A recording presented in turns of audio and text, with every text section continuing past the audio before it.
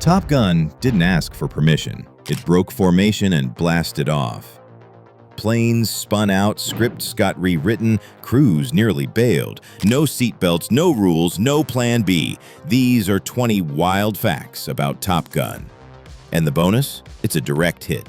Strap in. This ride's got afterburners and attitude. Fact number 1. The sky went silent. It was supposed to be just another aerial stunt, a textbook spin, some G-forces, a little movie magic. But on September 16, 1985, legendary stunt pilot Art Scholl climbed into his Pitts S2 camera plane over the Pacific Ocean and vanished. He was filming an inverted flat spin for the big dogfight sequence, something he'd done dozens of times, the kind of maneuver that made kids trade baseball cards for fighter jets. Mid-spin, Scholl radioed in with one chilling phrase, "I've got a problem, a real problem." Then, static. Just like that, the man who made Top Gun possible was gone. No wreckage, no body, just open sky and silence. The Coast Guard searched for days. Nothing. He might as well have disappeared into a bag of Cool Ranch Doritos. Tony Scott shut down production. Paramount panicked. But in one of the most moving moments of the entire production, Scholl's family insisted firmly finish the movie. He'd want it that way. That final dedication you see in the credits, that's not just a line. That's a ghost riding the last shot home. Fact number 2. The volleyball scene was directed like a perfume commercial. Here's the wildest thing in a movie full of dogfights, death, and defiance. That iconic volleyball scene, it was shot like a Calvin Klein ad during a heat wave. Tony Scott, the British madman behind the camera, wanted the match to feel like an 80s Levi's fantasy crossed with a Marlboro ad. He told the crew to lather the actors in baby oil, crank up Kenny Loggins, and shoot during magic hour, even if they had to relight the whole beach. And they did, for days. Studio execs were baffled. Is this still a military movie or a Jordache jeans spot, one asked. But audiences loved it. Half the women in America swooned, half the men bought dumbbells. And the whole thing? It almost got cut. The Navy hated it. Cruz thought it was cheesy. Kilmer didn't understand it. But Tony Scott doubled down. "We need more abs," he said, and maybe a slow-motion high five. The rest is gym membership history. Fact number 3. The script got sanitized by the Pentagon. The original script for Top Gun was more Animal House than military anthem. Boozy bar fights, cocky pilots ignoring every rule, pure 80s chaos. But the US Navy said, "Not on our aircraft carrier." So Paramount handed over script approval to the Pentagon in exchange for jets, carriers, and pilots. In the end, Maverick still bent rules, but the Navy made sure he looked good doing it. Propaganda? Maybe. But the aerial footage? Worth every sanitized page. And just when you thought it couldn't get any messier? Fact number 4. Val Kilmer tried to avoid the role.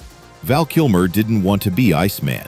He thought the script was too shallow, the characters too macho, and the tone too raw. But he was under contract with Paramount and got roped in anyway. So he leaned into it. The chomp, the jaw snap, the cold stares, all improvised.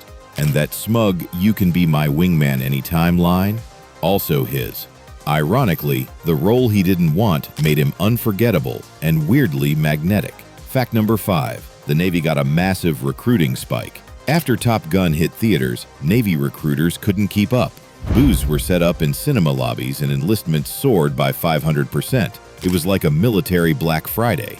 Young men who grew up on G.I. Joe and Pop-Tarts walked in saying, "I want to be Maverick." Even the Navy admitted, "This movie did more for us than any ad campaign ever." Sometimes, the best recruiter is a VHS tape with aviators on the cover. Fact number 6. Tom Cruise got sick in every single flight. Tom Cruise may have looked cool in the cockpit, but behind the scenes, he was green. Literally. During real F-14 flights, Cruz threw up almost every time. The Navy pilots pushed him through G-force hell, and he kept asking for more. He wanted it to feel real. By week 3, he was voluntarily flying backseat, practicing turns and rolls. The nausea never stopped, but neither did he. That's not acting. That's obsession with the mission. Fact number 7. Kelly McGillis was taller than Cruz. In most scenes, Cruz's Maverick looks eye to eye with Charlie, the confident civilian instructor. But in reality, Kelly McGillis is nearly 3 inches taller than Cruz. The solution? Apple boxes, elevator shoes, and creative camera angles. In one scene, he literally stands in a trench. Producers tried to hide it, but audiences still whispered, "Wait, isn't he short?" In an era where egos were bigger than shoulder pads, Cruz still flew above it. You've seen the egos, the rivalries, the dogfights. Now meet the one guy who just showed up and stole the whole movie. Fact number 8. Anthony Edwards got the role with 0 fighter training. Anthony Edwards, aka Goose, was the only main actor who didn't lose his lunch in the air.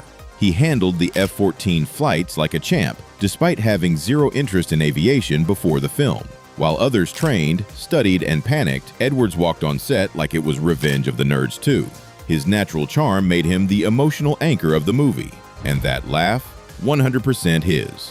Goose didn't fly by the book, he flew by vibe. Fact number 9. Meg Ryan stole her scenes in just 3 days. Meg Ryan wasn't in the original script, but producers wanted Goose to feel more human, more loved. Enter Ryan, cast last minute as Carol Bradshaw. She filmed all her scenes in under 72 hours during a tight break in the schedule. 1 take, 1 laugh, 1 heartfelt line. Take me to bed or lose me forever.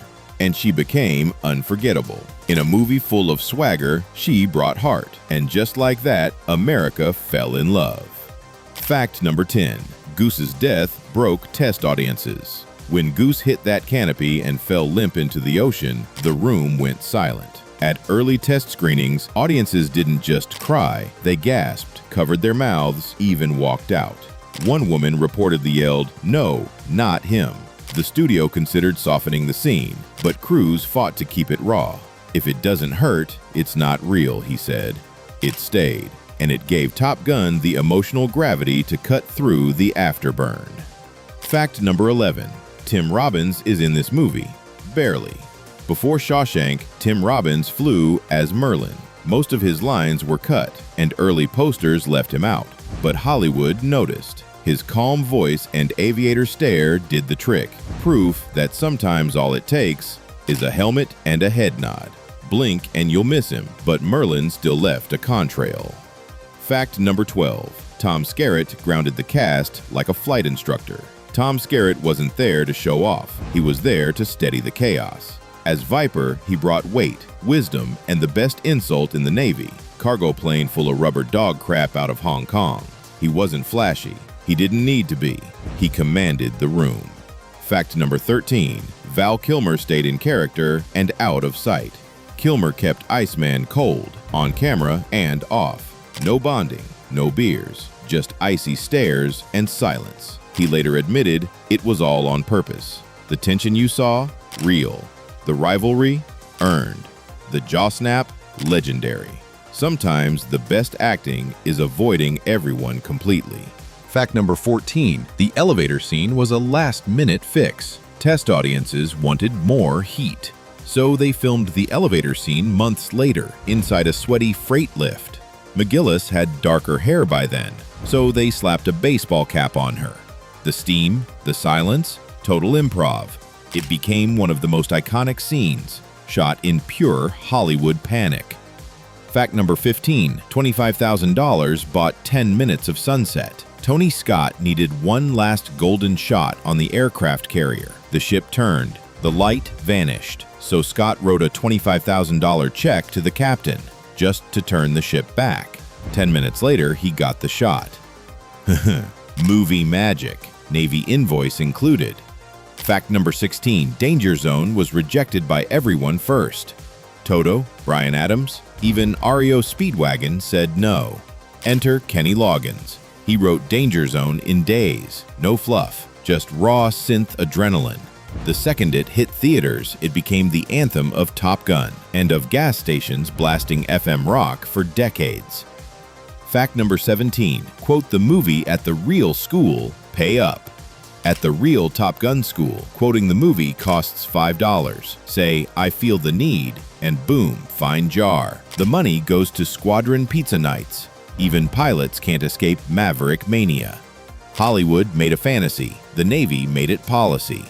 Talk to me, Goose, but keep $5 ready. Fact number 18. The Iceman bite was pure improv. That weird jaw chomp Kilmer does? Totally unscripted. Cruz's face? 100% real confusion. The crew loved it and kept it in. Kilmer later said, "I just wanted to get under his skin." He did, and gave us the weirdest flex in locker room history. Fact number 19. Cameras started melting in the cockpits. They filmed real flights in real jets, with custom rigs that weren't built for G-force hell. The heat got so intense, the cameras began melting. Lenses cracked, ice packs were taped on, but Scott wouldn't fake it. He wanted viewers to feel every drop of sweat. Forget CGI. Top Gun used real pain, real jets, real fire. Fact number 20. A missile nearly launched.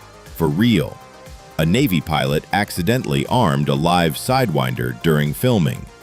Countdown started. A weapons officer yelled, "Disarm," just in time. 1 second later, and we'd have a $15 million accident over the Pacific. The footage stayed in. The missile, thankfully, did not. Bonus fact, Paramount wrote a sequel in the 90s, then burned it. Maverick as instructor, female pilot lead, submarine villains. Cruz read the draft and walked. The studio shredded the script. For years, Top Gun 2 was a Hollywood ghost until Cruz came back, not just to fly, but to finish what he started, and Top Gun Maverick, it flew higher than anyone expected. So if you remember rewinding this tape until the tracking went fuzzy, if you blasted Danger Zone in a Pontiac with the windows down, or if you ever looked in the mirror and said, "Talk to me, Goose," this video was made for you. Hit like, smash subscribe, and drop a comment telling us what blew your mind or took you back. Because for the men who grew up when jets were fast, jackets were leather, and heroes wore aviators without irony, Top Gun wasn't just a movie, it was a mission. And decades later, we're still flying.